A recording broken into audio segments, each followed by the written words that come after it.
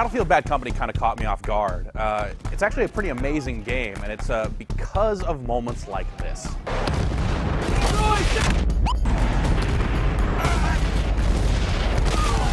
You smell very clean. I don't know if you know this about me, but I have a very pro-explosion agenda. When things blow up and they blow up well, I'm made happy. Battlefield Bad Company blows up a lot of things really well, but it's actually a lot more than that too. It has meaningful multiplayer play, what you'd expect from the Battlefield franchise, but what you wouldn't expect is that the single player is also really strong too. They call it Bad Company. A mismatched bunch of rejects placed to serve our country as cannon fodder. The single player is more than just a series of bot matches and that sort of stuff. It actually gives you a cohesive story with meaningful characters. You're kind of thrown in with these misfits, these screw-ups, and sent out to just do battle on the countryside and take out a whole bunch of Russians. Along the way, the guys at your side will be cracking wise, and you'll see a lot of in-engine cutscenes that really help you connect with these guys. The dialogue's pretty clever, and they're fun to be around. We could split up into teams and take them both at the same time. Oh, yeah, that's interesting. Or I could shoot the two of you and do this thing along with Marlowe.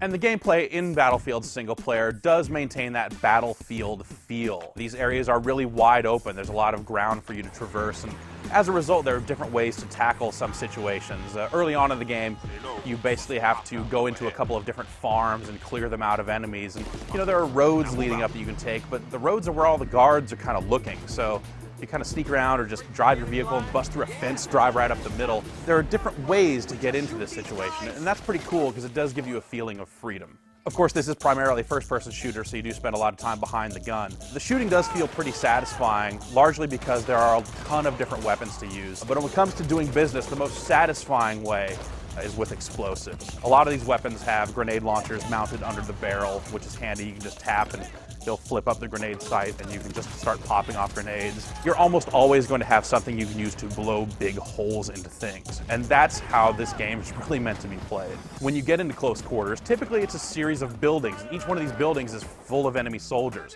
So you can kind of lean out of a window and look over through the other window and try and take them out that way. Or you can just blow a hole in the side of the building, expose them, and then gun them all down. It's awesome.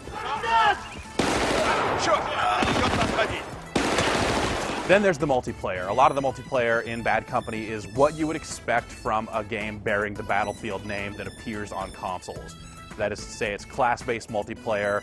It's a little stripped down compared to what you might find in Battlefield 2 on the PC, but in a way that makes it feel streamlined, not like it's missing big features. It's still class-based, but they've even kind of combined stuff there. So you have one support class that actually is a medic and a mechanic, so you can repair vehicles as well as repair other players, which is pretty cool. It actually makes the support class worth playing. I don't usually play medics or any of that, because that's weak. You should be hurting people, not helping people. But this actually makes helping out people on the battlefield kind of fun, too. The mode in multiplayer is called Gold Rush, and it breaks up the two teams into attackers and defenders. The defenders are trying to guard gold crates, and the attacking team is trying to blow up those gold crates. If the attacking team can manage to blow up these gold crates, then the defending team is pushed back to another set of gold crates, and then again, at which point the attackers would win. The multiplayer is full of these same kind of trademark Bad Company moments, and a lot of the cases of blowing holes in things to get at stuff, and just that kind of wanton destruction is present in the multiplayer just as it is in the single player.